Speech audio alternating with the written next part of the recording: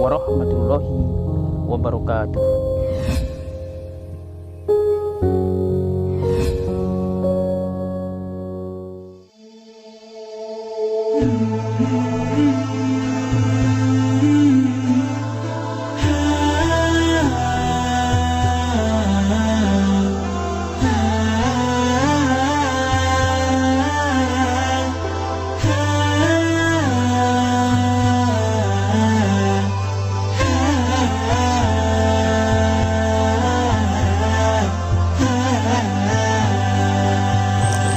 Bismillahirrahmanirrahim.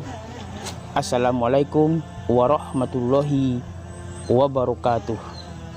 Alhamdulillahilladzi binikmati tatimus sholihat wa bifadlihi tatanazzalul khairatu wal barakat wa bitaufiqihi tatahaqqaqul maqasid wal ghayat. Asyhadu an la ilaha illallah wahdahu la syarikalah wa asyhadu anna sayyidana Muhammadan abduhu wa rasuluhu la nabiyya ba'dah. Allahumma sholli wa sallim wa barik ala sayyidina Muhammad wa ala alihi wa sahbihil mujahidin at-tahirin. Amma ba'du. Para pemirsa yang berbahagia, komunitas media dakwah akan bangkit kembali berbagi informasi wa tawasau bil haqq wa tawasau bis sabr. Pada kali ini kami akan menyampaikan yaitu tentang bermuhasabah dengan taubat dan istighfar.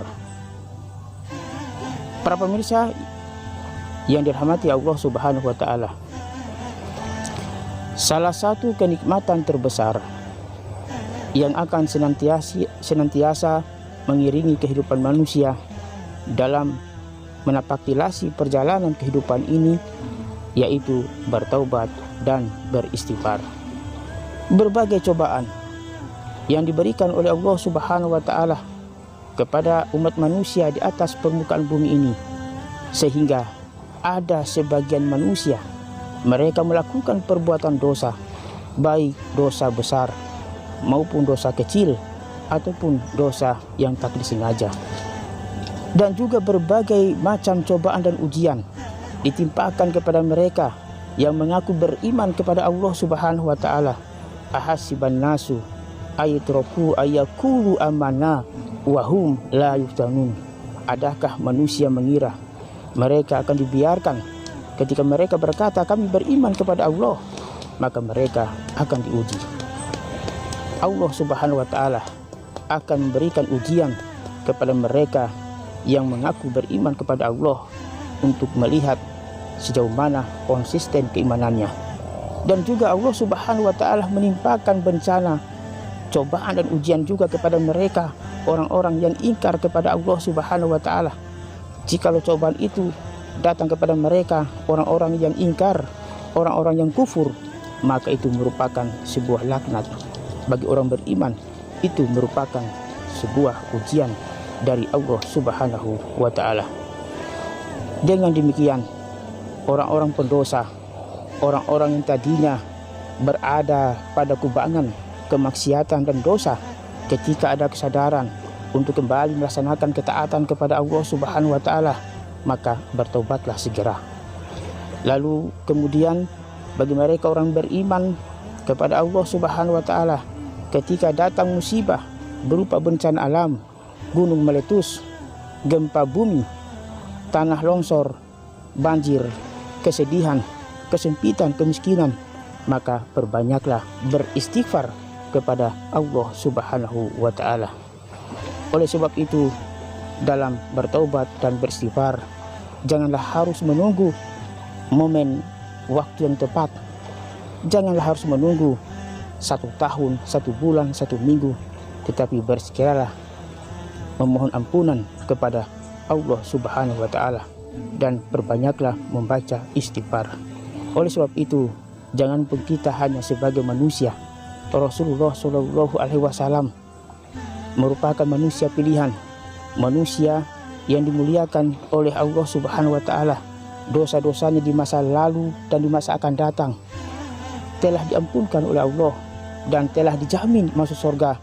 Beliau pun masih bertaubat dan beristighfar kepada Allah Subhanahu wa taala, sebagaimana dalam hadis yang diriwayatkan oleh Bukhari bahwasanya beliau Rasulullah Shallallahu alaihi wasallam bertaubat dan beristighfar 70 kali. Lalu kemudian dalam hadis yang diriwayatkan oleh Muslim, beliau Rasulullah Shallallahu alaihi wasallam bertaubat 100 kali. Apatah lagi kita sebagai manusia biasa yang tidak punya apa-apa, yang hanya melakukan perbuatan dosa dan salah. Kullu bani Adam khoto wa khairi khoto'ina tawwabun. Setiap anak Adam pasti melakukan kesalahan, dan sebaik-baik kesalahan adalah mereka bertaubat kepada Allah Subhanahu wa taala. Maka oleh sebab itu pantaslah kita memperbanyak membaca istighfar, karena dengan istighfar ini akan memberikan keteguhan hati, ketenangan hati, dan dengan istighfar ini akan dijauhkan dari malapetaka, akan diberikan rezeki, akan diberikan keturunan, akan dijauhkan dari kesempitan, akan ada jalan keluarnya segala macam permasalahan yang kita hadapi. Dalam hadis Nabi disebutkan, man aksaro min istighfar, barang siapa yang banyak beristighfar, ja'alallahu lahu, Allah menjadikan baginya min kulli hamin farojah, dari kesedihan dilapangkan, wa min kulli dhiqin makhraja, dan dari kesempitan ada jalan keluarnya, wa razaqahu min haitsu la yahtasibah, dan diberikan rezeki dari arah yang tidak disangka-sangka. Para pemirsa yang berbahagia, dikisahkan dalam tafsir Al-Qurtubi bahwasanya datanglah seseorang bertemu dengan Imam Hasan Al-Basri. Siapakah Imam Hasan Al-Basri? Imam Hasan Al-Basri adalah seorang tabi'in, hidup di zaman sahabat Rasulullah Shallallahu alaihi wasallam, dan pernah hidup dengan Ummu Salamah, istri Rasulullah Shallallahu alaihi wasallam, dan ibunya bernama Khairah, maulah keluarga Nabi Muhammad Shallallahu alaihi wasallam.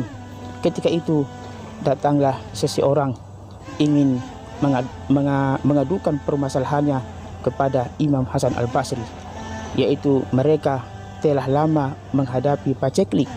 Maka ia meminta apa jalan keluarnya untuk mengakhiri paceklik yang mereka alami.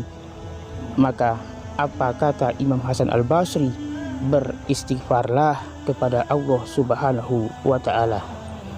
Lalu kemudian datang lagi orang yang kedua, ia juga mengadukan permasalahannya, masalah yang dihadapi tentang kemiskinan. Padahal ia telah berusaha dengan sekuat tenaga, tetapi tidak ada perubahan. Maka apa kata Imam Hasan Al-Basri? Perbanyaklah beristighfar kepada Allah Subhanahu wa taala. Lalu kemudian datang orang ketiga dan juga mengadukan permasalahannya untuk mendapatkan keturunan. Maka apa jawaban Imam Hasan Al-Basri? Beristighfarlah kepada Allah Subhanahu wa taala. Ketika itu kebetulan ada seorang muridnya bernama Arabi bin Sabih. Ia merasa kebingungan, mengapa tuan guru ini datang 3 orang dengan mengadukan permasalahan berbeda, tetapi diberikan jawaban yang sama, yaitu beristighfar kepada Allah Subhanahu wa taala. Maka Arabi bin Sabih bertanya kepada gurunya, wahai sang guru, mengapa demikian? Engkau memberikan jawaban yang sama, yaitu beristighfar kepada Allah Subhanahu wa taala. Maka Imam Hasan Al-Basri tersenyum dan berkata kepada muridnya bahwasanya jawaban itu bukanlah jawaban berdasarkan nafsuku. Jawaban itu bukanlah jawaban berdasarkan kemauanku, berdasarkan pemikiranku, tetapi jawaban itu berdasarkan Al-Quran, surat Nuh ayat 10 sampai 12. Faqultu astaghfiru rabbakum innahu kana ghafaro. Aku berkata kepada mereka, mohon ampunlah kepada Tuhanmu. Innahu kana ghafaro, sesungguhnya Allah Maha Pengampun. Yursilis sama alaikum midiroro, niscaya Allah Subhanahu wa taala menurunkan hujan untukmu dengan deras. Wa yumdidakum bi amwali wa banina, dan akan diberikan banyak harta dan keturunan. Wa ja'alakum jannati wa ja'alakum anharo, dan akan mengadakan kebun-kebun untukmu dan akan mengadakan sungai-sungai untukmu. Para pemirsa yang berbahagia, jawaban Imam Hasan Al-Basri ini terfokus pada satu kata kunci, yaitu beristighfar kepada Allah Subhanahu wa Ta'ala. Menurut Imam Al-Qurtubi dan Ibnu Katsir, jawaban Imam Hasan Al-Basri merupakan jawaban yang benar dan memang terbukti. Barang siapa yang banyak beristighfar kepada Allah Subhanahu wa Ta'ala akan diberikan tambahan rezeki, akan diberikan banyak keturunan, dan Allah akan menurunkan hujan yang akan membasahi bumi sehingga tumbuhlah tanaman dan tumbuh-tumbuhan, dan semua itu untuk makhluk hidup, kehidupan makhluk hidup di atas muka bumi ini. Kadang manusia lupa, lalai ketika mereka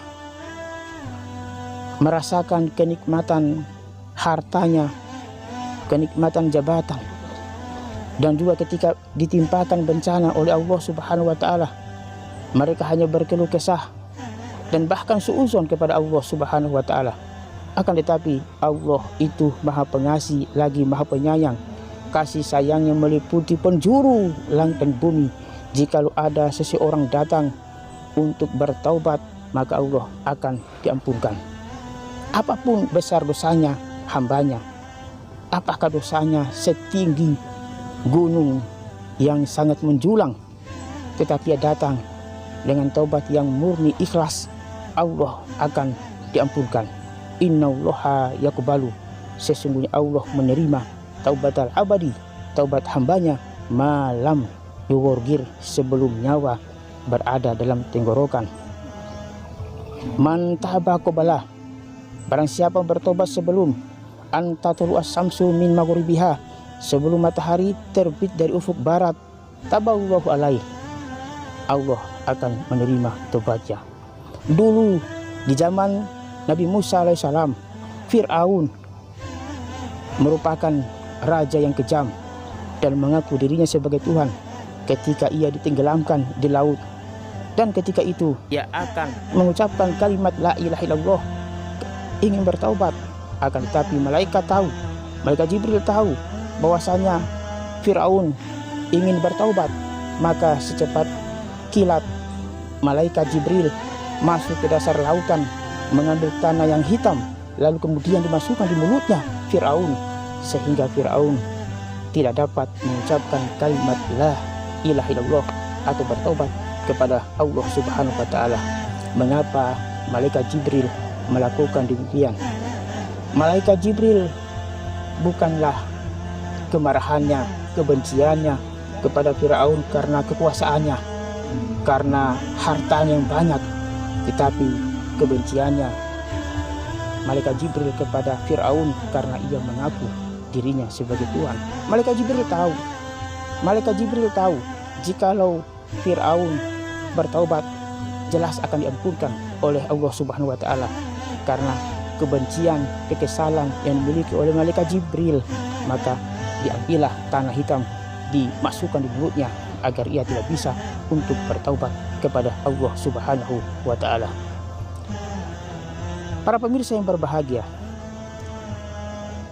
manusia bertaubat, beristighfar kepada Allah karena memang manusia menyadari atas kelemahan dirinya, kealpaan dirinya, kekurangan dirinya, dan mereka tahu tidak ada apa-apanya kalau hanya mengandalkan kekuatannya saja. Tetapi apa yang dirasakan ini merupakan campur tangan dari Allah Subhanahu wa Ta'ala. Maka oleh sebab itu, dengan beristighfar itu, memohon ampun kepadanya untuk memberikan keteguhan, ketenangan hatinya, dijauhkan dari malapetaka, dan semua itu ia menyadari bahwa apa yang ia hadapi di dunia ini, apa yang terjadi semua ya di dunia ini, itu merupakan kodrat dari Allah Subhanahu wa Ta'ala.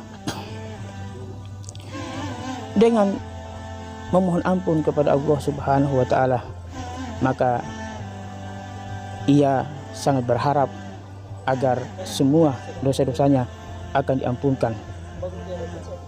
Likulli da'in dawa'un, setiap penyakit ada obatnya. Wa dawa'u dzunubil istighfar, dan obatnya dosa adalah istighfar. Tentunya dalam bertaubat atau beristighfar kepada Allah Subhanahu wa taala, semua itu dengan hati yang murni, dengan hati yang tulus. Ya ayyuhalladzina amanu tubu ilallahi taubatan nasuha. Wahai orang-orang beriman, bertobatlah kepada Allah dengan tobat yang semurni-murninya. Maka oleh sebab itu para ulama berkata ada 4 hal jikalau tobat memang betul tobat yang murni. Yang pertama, tidak melaksanakan perbuatan dosa dan kemaksiatan.